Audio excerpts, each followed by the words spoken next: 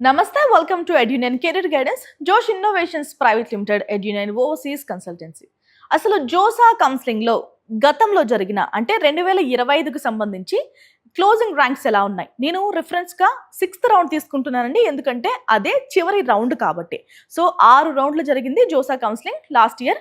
So ఈ సంవత్సరం ఎలా ఉండబోతుంది, ఎన్ని రౌండ్స్ ఆఫ్ కౌన్సిలింగ్ ఉండొచ్చు, ఎలా ఎగ్జిట్ తీసుకోవాలి, ఎలా ఎంట్రీ ఇవ్వాలి, అడ్మిషన్ ఎలా పొందాలి, ఎలా ఓపిక్గా ఉండాలి, ఇవన్నీ కూడా మనం ఫర్దర్ వీడియోస్లో మాట్లాడుకుందాం జోసా కౌన్సిలింగ్కి సంబంధించి. ఓకేనా?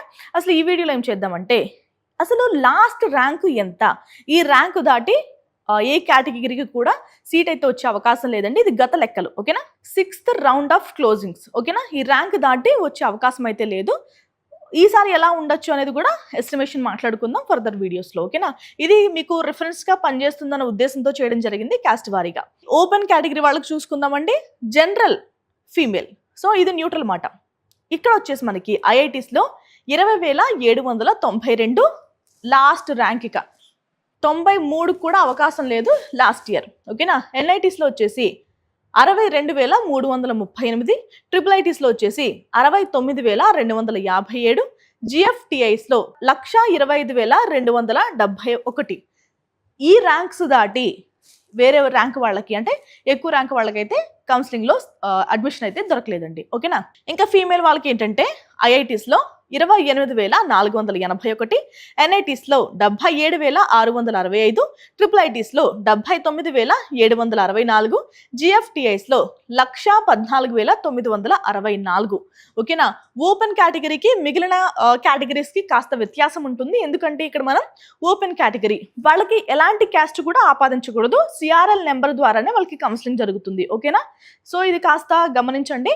మిగిలిన క్యాస్ట్ వాళ్ళకి ఏంటంటే కేటగిరీ ర్యాంక్స్ కూడా ఉంటాయి. ఓకేనా? సో ఇక్కడ కేటగిరీ ర్యాంక్స్ ఇతర క్యాస్ట్ వాళ్ళకు ఉంటాయి, ఓపెన్ కేటగిరీ వాళ్ళకి సిఆర్ఎల్ ర్యాంక్ ఉండదు. ఓకేనా? ఈడబ్ల్యూఎస్ కేటగిరీ వాళ్ళకి, జనరల్ వాళ్ళకి ఐఐటీస్లో 4,524 లాస్ట్ ర్యాంక్ అండి. ఎన్ఐటీస్లో 9,100, ట్రిపుల్ ఐటీస్లో 10,042, జిఎఫ్టిఐస్లో 18,318 లాస్ట్ ర్యాంక్. ఇంకా ఫీమేల్కి వచ్చేసి ఏంటంటే ఐఐటీలో 4,587, ఎన్ఐటీలో 11,134, ట్రిపుల్ ఐటీలో మనకి 11,665, జిఎఫ్టిఐస్లో 14,265. సో ఈడబ్ల్యూఎస్ వాళ్ళు కూడా ర్యాంక్స్ గమనించండి. సో ఈ ర్యాంక్ దాటి లాస్ట్ ఇయర్ అయితే కిందకి వెళ్ళలేదు, విచ్ మీన్స్ ఇప్పుడు మీకు ఈ సంవత్సరం 14,265 వచ్చింది అనుకోండి, ఓకే, మీకు అవకాశం ఉంటుంది. నేను లాస్ట్ ఇయర్ లెక్కలు చెప్తున్నాను. 14,266 కనుక ఎవరికైనా వచ్చుంటే లాస్ట్ ఇయర్ జిఎఫ్టిఐస్లో వాళ్ళకి కౌన్సిలింగ్లో సీట్ రాలేదని అర్థం. ఓకేనా? సో ఇవి మీరు అలా అర్థం చేసుకోవాలి. సో నాకు ఇన్ని మార్క్స్ రావచ్చు, ఇంత ర్యాంక్ రావచ్చు, ఆల్రెడీ మార్క్స్ వర్సెస్ ర్యాంక్ వేసుకునే ఉంటారు చాలా మంది విద్యార్థులు, ఆల్రెడీ ఎగ్జామ్ రాస్తున్నారు కాబట్టి. సో జస్ట్ అలా ప్రిపేర్ చేసుకోండి లిస్ట్ అనేది. ఏం టాప్ కాలేజ్ ఏం పెట్టాలి, సెకండ్, థర్డ్, ఫోర్త్, అలా ఏం ఇన్స్టిట్యూట్ పెట్టాలో కూడా ఇప్పటి నుంచే రాయడం ప్రాక్టీస్ చేయండి. ఓబీసీ ఎన్సీఎల్ వాళ్ళకి జనరల్ కేటగిరీ ఐఐటీస్లో 9,728, ఎన్ఐటీస్లో 20,171, ట్రిపుల్ ఐటీస్లో 22,348, జిఎఫ్టిఐస్లో 41,645 చివరి ర్యాంక్. ఇక ఫీమేల్ కి మాట్లాడుకుందాం. ఓబీసీ ఎన్సీఎల్లో ఐఐటీస్లో వచ్చేసి 12,609 అండి, ఎన్ఐటీస్లో 27,737, ట్రిపుల్ ఐటీస్లో 30,022, జిఎఫ్టిఐస్లో 41,805 చివరి ర్యాంక్. ఓకేనా?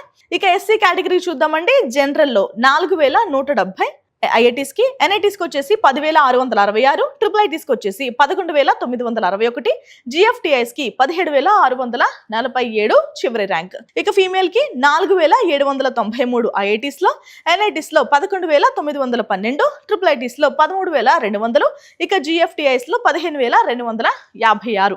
ఇక ఫైనల్ కేటగిరీ మాట్లాడుకుందాం. ఎస్టీ విద్యార్థులకు వచ్చేసి జనరల్లో 1,766, ఇక ఎన్ఐటీస్లో 3,877, ట్రిపుల్ ఐటీస్లో 5,717, జిఎఫ్టిఐస్లో 8,388 క్లోజింగ్ ర్యాంక్స్ అండి.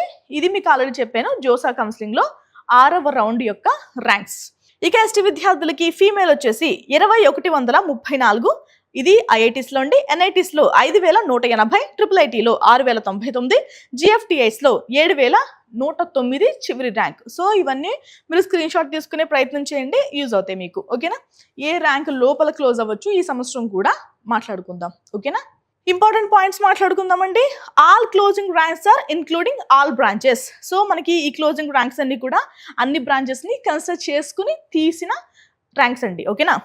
CSC and EC may be closed in 50% of max ranks in NITs. మన ఎన్ఐటీస్లో ఏంటంటే తక్కువ, అంటే ఇప్పుడు కనుక సిఎస్సి ఈసీఈ బ్రాంచెస్ కానీ కన్సిడర్ చేస్తే చాలా ఎక్కువ డిమాండ్ ఉన్న బ్రాంచెస్ కాబట్టి 50% ఆఫ్ ర్యాంక్స్లోనే క్లోజ్ అవ్వచ్చు. అంటే ఇప్పుడు ఎన్ఐటీ ఎగ్జాంపుల్గా తీసుకుంటాను, 62,338 ఉంది కదా. సో 31,000 ఇంచుమించు 17 అంటే 170 ఆ ర్యాంక్లోనే క్లోజ్ అవ్వచ్చు అనేది దాని అర్థం. ఓకేనా. సో ఎందుకంటే అంత డిమాండ్ ఉంది.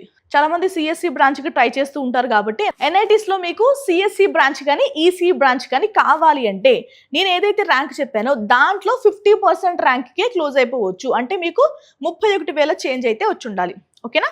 Next, in NITs other state quota closing ranks home state quota will be more less than this. మనకేంటంటే ఎన్ఐటీస్లో స్టేట్ కోటా ఉంటుంది, ఆల్ ఇండియా కోటా కూడా ఉంటుంది కదండి. ఆల్ ఇండియా కోటా ఏంటంటే ఎంత పెద్ద ర్యాంక్ వచ్చినా కూడా వచ్చే అవకాశం ఉంటుంది. స్టేట్ కోటాలో అలా కాదు, ఎందుకంటే చాలా దగ్గర కాబట్టి ఏదైతే ఆల్ ఇండియా ర్యాంక్ ఉంటుందో దానికంటే స్టేట్ కోటాలో తక్కువ ర్యాంక్కే క్లోజ్ అయిపోతాయి. ఎన్ఐటీస్నే తీసుకుందాం. ఫర్ ఎగ్జాంపుల్ 62,338 అయితే ఉంది కదా ఎన్ఐటీస్లో. సో మనకి హోమ్ స్టేట్ కావాలి అంటే కనుక ఇక్కడ కూడా ఇంచుమించుగా 50,000 లోపు లేదంటే 40,000 లోపే క్లోజ్ అయ్యే అవకాశం ఉంటుంది మీ బ్రాంచ్ బట్టి. ఓకేనా.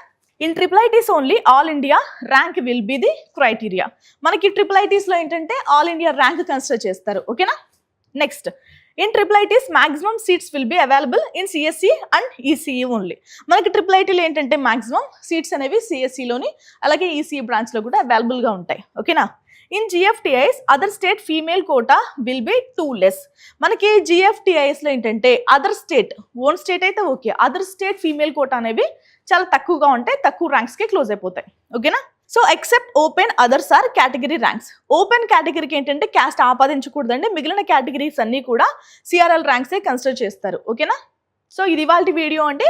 2025కి సంబంధించి 6 రౌండ్ క్లోజింగ్ ర్యాంక్స్ ఇవి. సో ఈ సంవత్సరం కూడా జోసా కౌన్సిలింగ్ ఎలా ఉండొచ్చు, దానికి సంబంధించిన అప్డేట్స్, అలాగే కౌన్సిలింగ్ లో ఎలా పార్టిసిపేట్ చేయొచ్చు, ఇవన్నీ కూడా మాట్లాడుకుందాం. చాలా మంది కౌన్సిలింగ్ లో ఇబ్బంది పడుతూ ఉంటారు. అలాంటి విద్యార్థులందరూ కూడా ఖచ్చితంగా ఎడ్యునైన్ హెల్ప్ అయితే తీసుకోండి. ఇది ఇవాల్టి video. Thank you so much for watching.